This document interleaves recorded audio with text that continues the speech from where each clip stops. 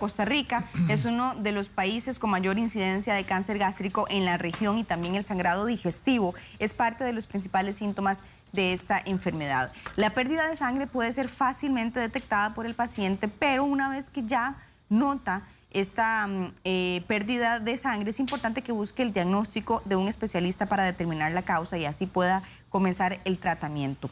Para conversar acerca del tema, hoy nos acompaña el oncólogo Megdi Yodeiri, a quien usted puede hacerle sus consultas a través de nuestro número telefónico 6087-7777. Ahí usted puede enviar ojalá un video no mayor de los 30 segundos, que lo grabe de manera horizontal y por favor le recordamos bajarle el volumen al televisor para escucharle con mayor claridad. Doctor, ¿qué tal? Buenos días. Ahora sí, formalmente, Ahora buenos sí. días. ¿Qué tal? Muy bien, gracias a Dios. Qué bueno, doctor. El sangrado digestivo se divide en dos tipos. ¿Cuáles son y cuáles son los órganos o las zonas que incluye cada uno de estos tipos? Importante mencionarlo, es un tema que hemos querido tocarlo porque es bastante frecuente, tiene muchas connotaciones, muchas razones, muchas causas. La gran mayoría, como siempre lo hemos dicho, para no alertarnos, son causas benignas de la pérdida sanguínea. El sangrado digestivo quiere decir pérdida de sangre dentro del tubo digestivo, que va desde el esófago hasta el ano. O sea, desde arriba abajo usted puede tener situaciones médicas que propicien la pérdida de sangre. Esa pérdida sanguínea puede ser aguda, abrupta, severa, o sea, que sea un sangrado masivo que puedas tener, que puede comprometer tu vida, que puede ser bastante severo, que puede llevarte a un estado de shock, que es un estado bastante grave y que requiere una atención inmediata, a como puede ser pérdidas sanguíneas microscópicas, mínimas, paulatinas, crónicas, que lo que hacen es que te va enfermando de a poco, muchas veces incluso pasa desapercibido hasta que esté en etapa más avanzada. Entonces tenemos que dividir el sangrado digestivo básicamente el sangrado digestivo alto y bajo, y ahí vamos viendo las diferentes causas por las cuales son más comunes para determinarlos. Entonces, hablamos de sangrado digestivo alto, ¿sabes? Cuando el sangrado va en el tubo digestivo alto, esófago, estómago y en la primera porción del intestino delgado del duodeno básicamente. Y ahí las causas son muy comunes, desde gastritis erosiva, desde no siempre gastritis por una úlcera péptica, erosiones a nivel de esófago, desgarros en el esófago, varices en el esófago, úlceras en el duodeno. Y atención, una cosa que no queremos pasar desapercibido y la razón por la cual un oncólogo habla de esto son causas neoplásicas o causas de cáncer básicamente, que no son los más comunes. El sangrado digestivo alto por cáncer no es la primera causa de pérdida sanguínea, pero sí es una causa que no puede pasar desapercibida. Entonces, si el paciente tiene un sangrado digestivo alto, agudo, es aquel paciente que probablemente la gran mayoría tiene antecedentes de tener dolores abdominales altos, gastritis, esa sensación de quemada en el esternón y que en algún momento de su vida vomita sangre. Literalmente vomitó sangre el paciente, eso es un sangrado digestivo agudo, severo, y se traduce también en heces negras porque la sangre también sale por arriba, sale por abajo. Cuando la sangre pasa por todo el tracto digestivo, se digiere, se convierte en unas heces pastosas oscuras, negras, como un betún, con un color que es bastante intenso. Y claro, si el sangrado es muy importante a nivel, digamos, una úlcera duodenal, perfectamente no da tiempo de digerir la sangre y podemos tener rectorragia, que es sangre viva por el recto también. Entonces, ese sangrado digestivo agudo, severo, tiene que ser atendido de emergencia, rápidamente, porque perfectamente puede comprometer nuestra vida.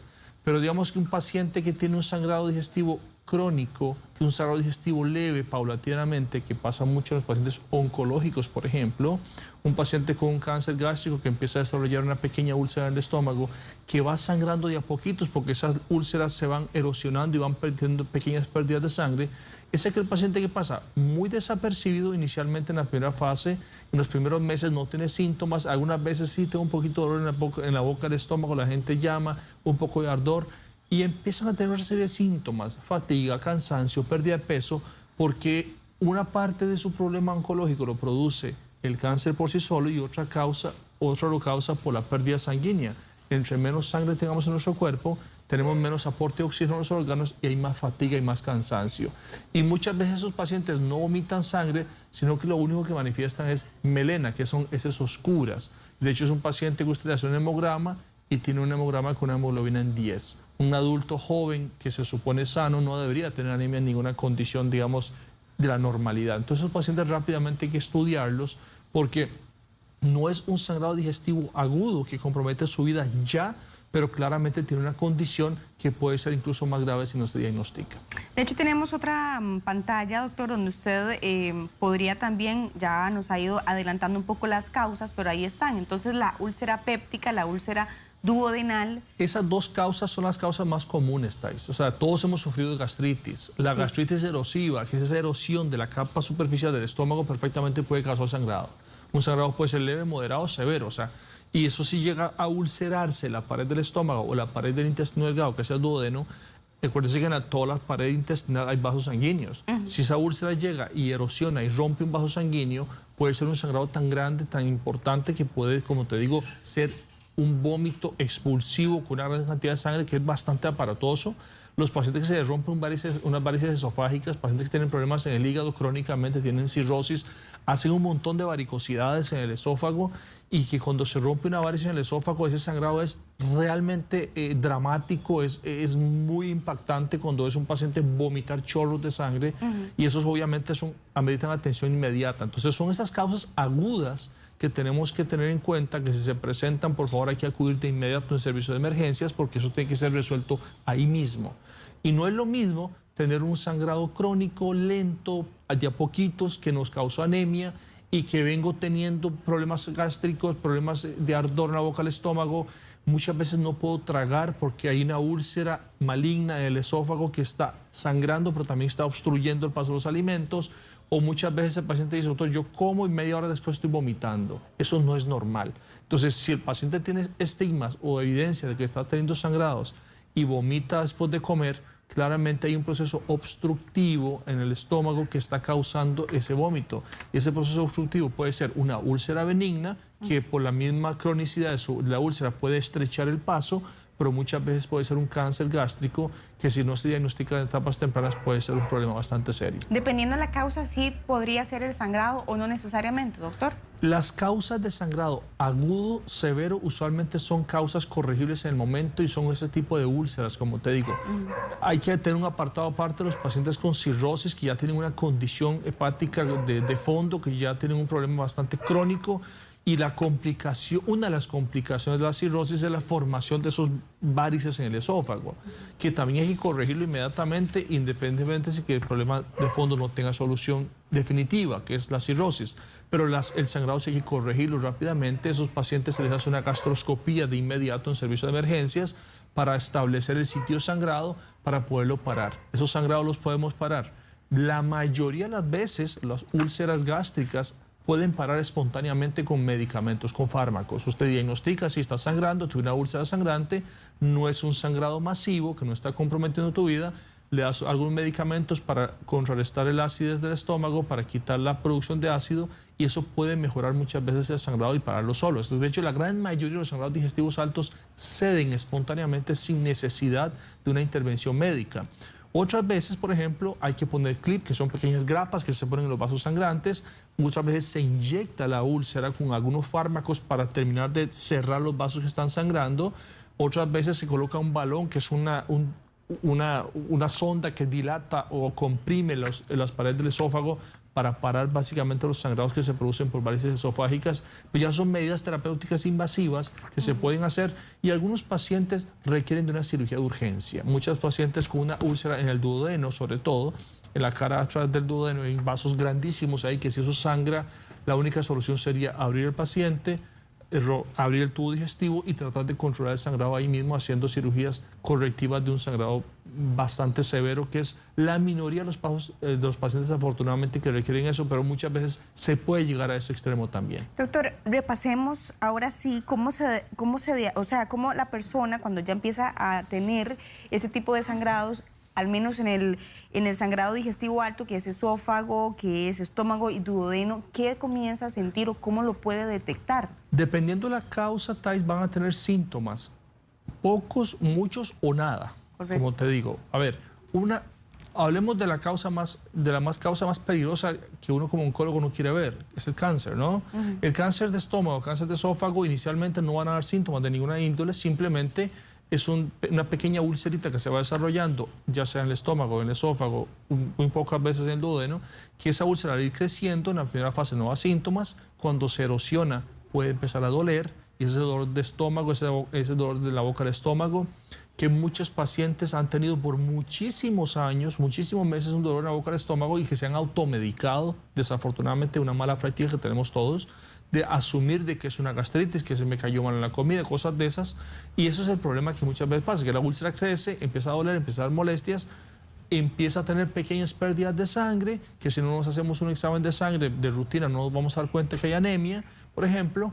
Pero si eso se sigue exacerbando, si la úlcera sigue creciendo, va a obstruir, va a doler, se puede perforar esa úlcera y causar una emergencia médica, una peritonitis, o la anemia puede llegar a ser tan marcada sus síntomas de que la gente se siente fatigada, cansada, sin apetito, que son esos síntomas. Pero entonces esos son síntomas que no quisiéramos ver porque son síntomas de alerta. ¿Y cuánto tiempo, perdón, duraría entonces o puede pasar una persona con este tipo de comportamiento a lo interno sin darse cuenta? Si la causa del sangrado es una úlcera maligna o una situación de estas que son crónicas, pueden pasar muchos meses antes de que usted tenga realmente síntomas que te comprometan la vida. O sea, casi no va a pasar. O sea, es más fácil que una úlcera por cáncer de estómago se termine obstruyendo, porque el cáncer de estómago es más frecuente en la última porción donde se une el estómago con el intestino, donde si se crece una lesión ya no pasan los alimentos y empieza a vomitar. Entonces muchas veces ese es el dolor crónico y el vómito pueden ser mucho antes que el sangrado mismo. En el momento que el sangrado se hace abundante, se hace importante, el paciente claramente lo vomita. O sea, vomita sangre, se descompone y, como te digo, es bastante catastrófico, bastante impactante vomitar sangre. Para la gente se asusta muchísimo y claramente es algo que no es agradable a la vista. Entonces, depende mucho de la causa. Una úlcera, por ejemplo, una úlcera sangrante perfectamente se puede desarrollar en cuestión de horas. Hay pacientes que tienen una gastritis erosiva, tienen una pequeña úlcera que está inactiva por razones de estrés, por fármacos, por ayunos prolongados, por estados de tensión. Esa úlcera perfectamente se puede profundizar, digamos, en su espesor, llega a un vaso sanguíneo, rompe y hace un sangrado masivo cuando en cuestión de horas se puede presentar fácilmente. Pero esos casos de sangrado, aunque son más aparatosos, tienden a ser mucho más fácil controlados y grandísimamente la mayoría de sus pacientes son causas benignas que con fármacos se pueden corregir.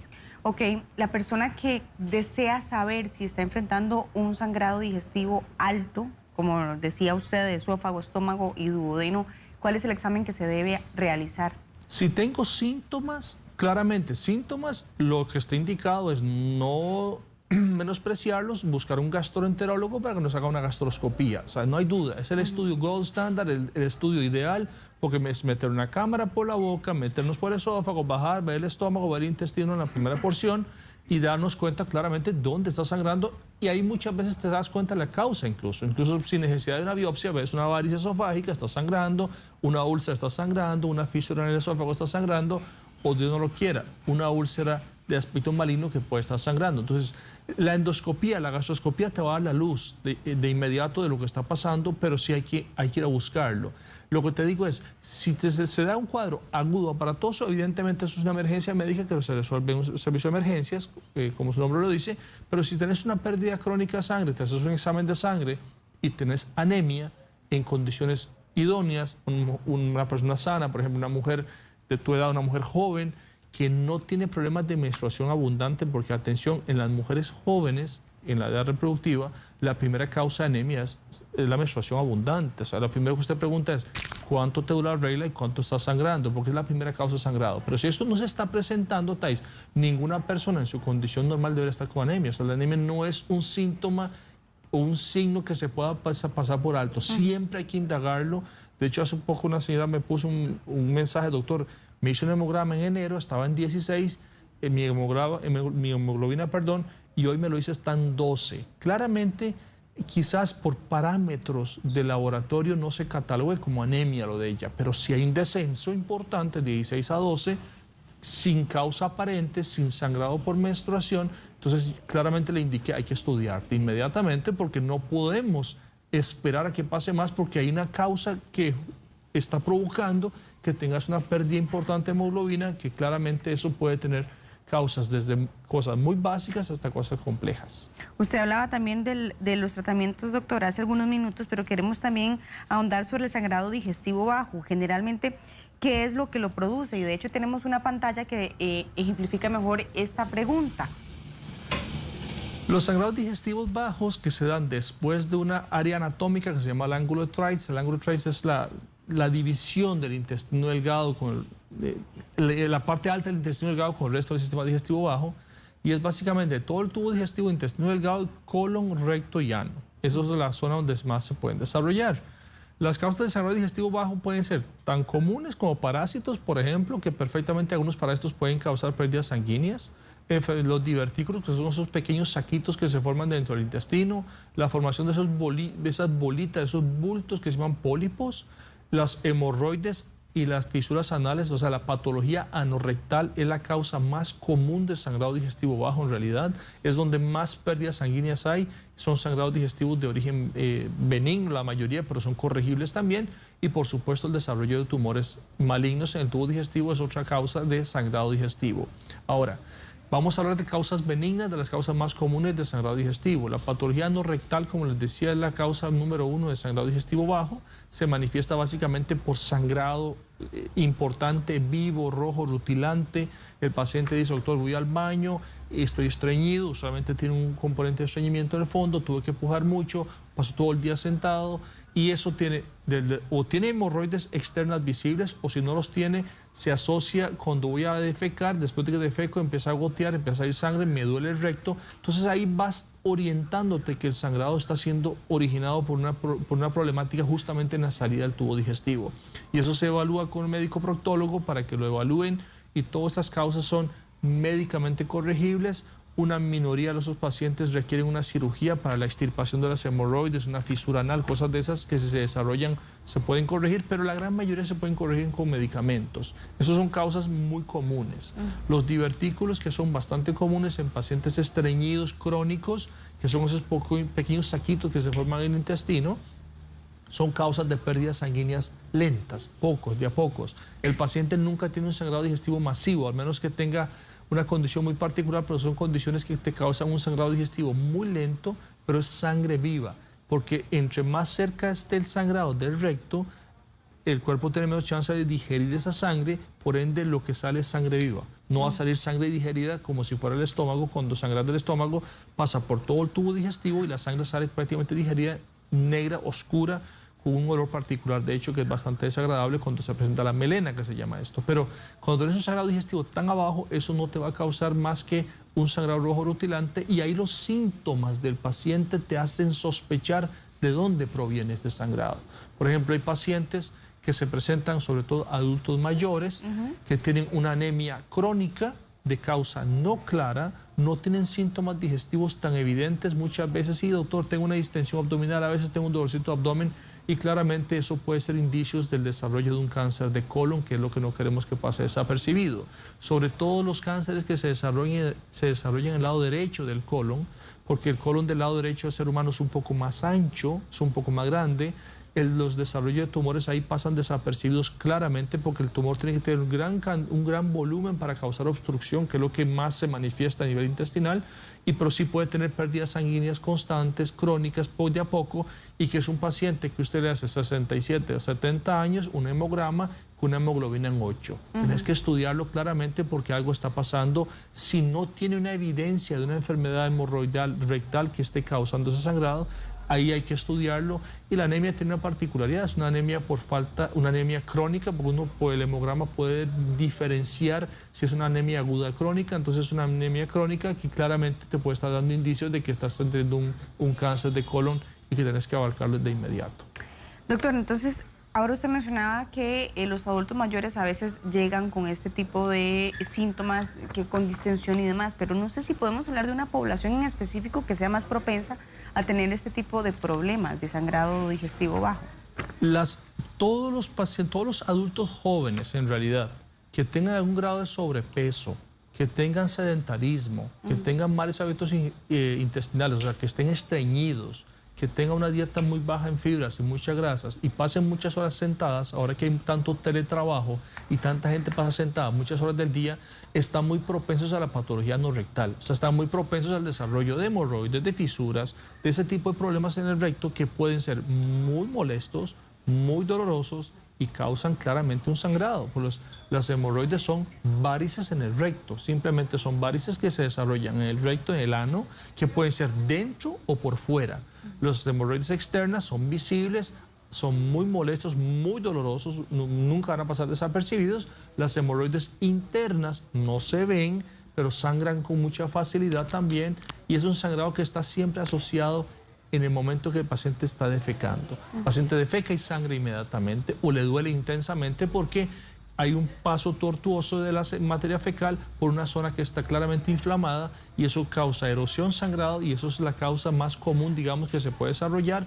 Eso se puede evacuar con un médico proctólogo, con una serie de medidas correctivas, con medicamentos se puede corregir eso, y algunas veces se requiere una pequeña cirugía para la extirpación de estas hemorroides o fisuras anales, que son esas grietas que se forman en el ano, que también pueden ser causas de sangrado. Doctor, tenemos el primer video. Él es don Gilbert Villalobos y nos da un testimonio sobre un cáncer que él enfrentó, así que vamos a escuchar.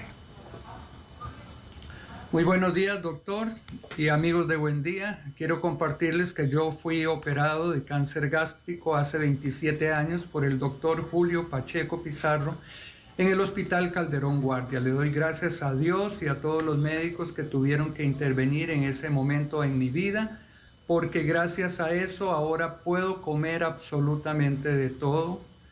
Y le doy gracias a Dios por eso, porque no tengo que estar con medicamentos ni nada. Llevo ya así 27 años y glorifico a Dios por eso, porque cuando Dios hace algo, lo hace bien hecho. El que comenzó en mí la buena obra, la perfeccionará hasta el fin. Ahora me dedico a motivar a las personas, a darles aliento y a decirles que no nos podemos ahogar en un vaso de agua. Todo tiene solución. En el nombre de Jesús les agradezco esta oportunidad y muchas gracias.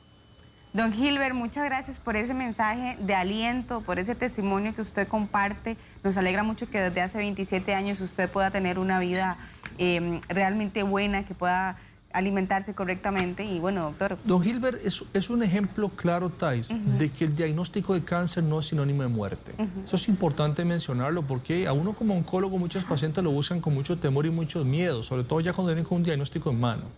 El diagnóstico de cáncer en el tubo digestivo, como en todo el cuerpo en realidad, del tubo digestivo básicamente que estamos hablando hoy en día, es un diagnóstico temprano, siempre va a ser una solución definitiva. O sea, si vos diagnosticas tempranamente una lesión a nivel de tubo digestivo, ya sea alto o bajo, puedes fácilmente corregirlo, y ahí está el testimonio del señor que nos está confirmando de que tiene 27 años y no le pasó nada más.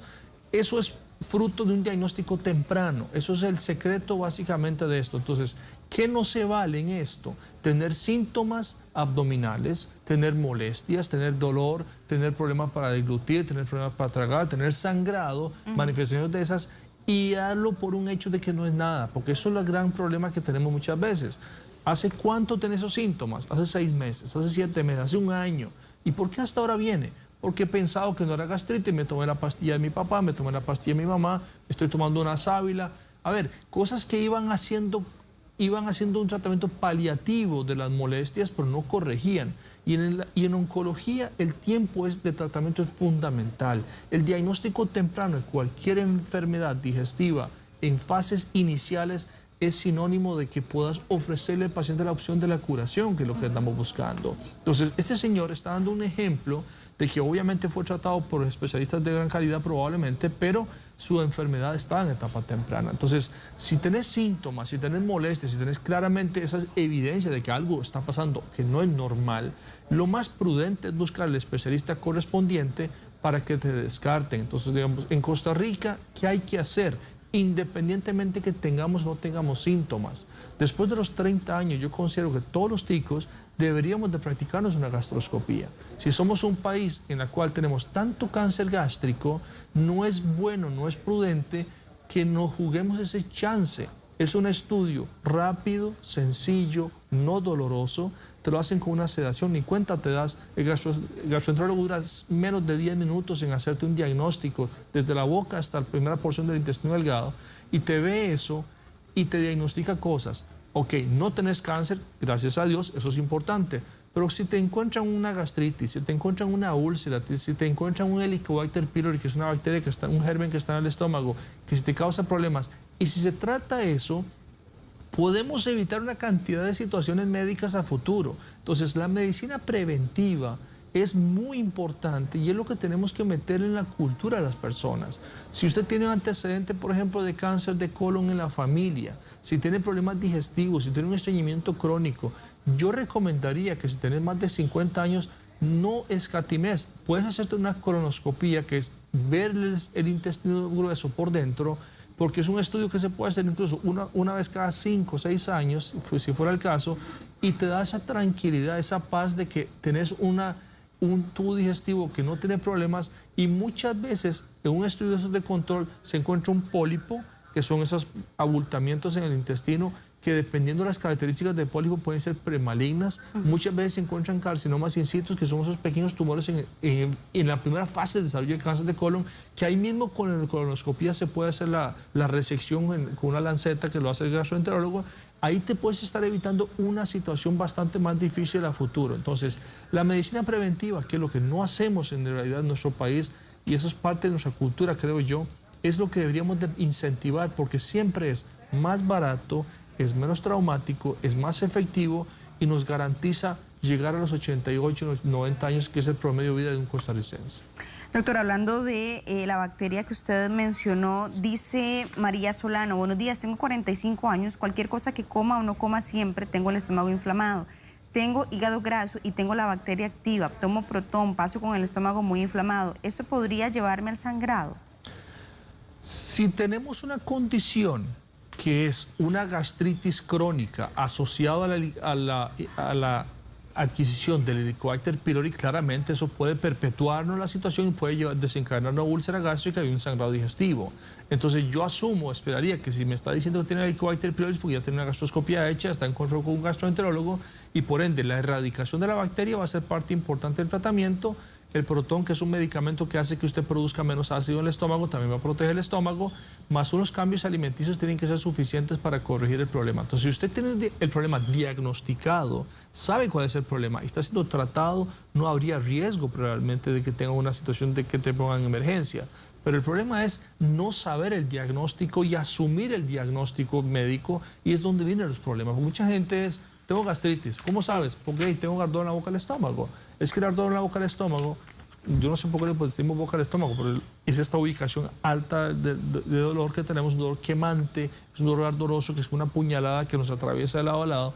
Ese dolor puede tener muchas causas. Causas tan simples como una gastritis erosiva, como una gastritis por estrés. Por ejemplo, anoche mucha gente tuvo mucha gastritis erosiva probablemente por el partido. Y otros... Sí, Luisa. Pues, perdón, eso fue una cuña publicitaria. No, es que la situación de estrés lo provoca. Claro, o sea, y a eso iba, doctor, que tal vez en momentos de mucho estrés uno comienza a sentir eso y uno dice, es gastritis. Estrés, alcohol, tensión, fumado, mal hábito alimentario son causas claramente de aumento de producción de ácido en el estómago, y eso causa claramente una irritación muy aguda, y eso puede erosionar las paredes del estómago y causar una úlcera perfectamente. Hay gente que ha sangrado espontáneamente sin tener nada de fondo. Entonces, lo que no puede pasar desapercibido son esas cosas. Entonces, tener claro qué cosas puedo hacer preventivamente y qué síntomas me tienen que hacer correr rápidamente a buscar ayuda. Lo importante es que si vos tenés un síntoma digestivo persistente en el tiempo, o sea, a ver, si tengo más de un mes de tener un dolor abdominal alto, acidez, agruras, como que me queman, tengo un mes de evolución, esto no mejora, por Dios, hay que buscar ayuda. No es prudente tomar antiácidos, no es prudente tomar bloqueadores de bomba, porque eso claramente va a tapar el fuego. Es como tener fuego bajo la ceniza escondido, ¿verdad? Entonces, apagás ahí, pero cuando el problema ya se hace incontrolable, los síntomas van a ser tan floridos que nada te lo va a aliviar. Entonces, si los síntomas son persistentes en un plazo de tiempo, claramente busquemos ayuda. Busquemos ayuda ¿con quién? Con un gastroenterólogo para que le haga los estudios correspondientes. Si lo considera el médico especialista, le hará la gastroscopía, en ese caso si es un problema alto, y ahí tenés el diagnóstico. Y con el diagnóstico, mano, el tratamiento es muy fácil de hacer, es muy sencillo y te puedes estar evitando un calvario a futuro. Hablando de gastritis erosiva, una televidente nos manda un video, así que vamos a escuchar. Buenos días, doctor. Mi pregunta es la siguiente. Tengo 6 años de padecer gastritis erosiva con quemaduras a nivel de esófago y estómago. Es pocas las veces que me han dado tratamiento, pero me indican que soy una paciente crónica que necesito el uso de bloqueadores de bomba de protones, pero me indican que no me los pueden dar porque hay efectos secundarios. Tengo riesgo a llegar a padecer un cáncer por estas lesiones internas. Muchas gracias. Bien. Gracias a usted. El uso crónico de este tipo de medicamentos también tiene efectos indeseados. O sea, son medicamentos que interactúan perfectamente con el buen sistema, el buen funcional del tubo digestivo. También apaciguar mucho la acidez del estómago también tiene consecuencias metabólicas. La absorción de algunos fármacos, algunos nutrientes pueden verse comprometidos. Entonces, claramente, un medicamento de esos no se puede usar de forma indefinida. Lo que uno tiene que hacer con los pacientes de ese tipo que manifiestan síntomas digestivos altos, que son causas claramente benignas, es ver dónde está la causa que lo está desencadenando y ver si se puede corregir. Muchos de estos son malos hábitos alimentarios, muchas horas de ayunos prolongados, alimentos ultraprocesados, mucha fritura, mucha gaseosa, el fumado, el alcohol. Son pequeños elementos que van haciendo que el tubo digestivo vaya sufriendo y que no puedas tratarlo de forma definitiva con algún fármaco. Si hay pacientes con úlceras crónicas, con pacientes crónicos que requieren un tratamiento por mucho tiempo, eso ya lo va a establecer su gastroenterólogo, pero claramente lo primero que uno debe hacer en una situación de estas es definir qué es lo que estás haciendo mal desde el punto de vista digestivo, qué estás comiendo mal, qué alimentación estás teniendo, con qué frecuencia, cuál es tu estilo de vida que estás llevando para ver si podemos corregirlo sin usar fármacos, porque nada hacemos con medicarlo si su vida es un puro estrés. Si usted vive bajo tensión extrema, no tiene una situación tranquila. Estadísticamente se dice, digamos, que la gente que trabaja en banca, los taxistas, algunas profesiones están sometidos a mayor tensión diaria.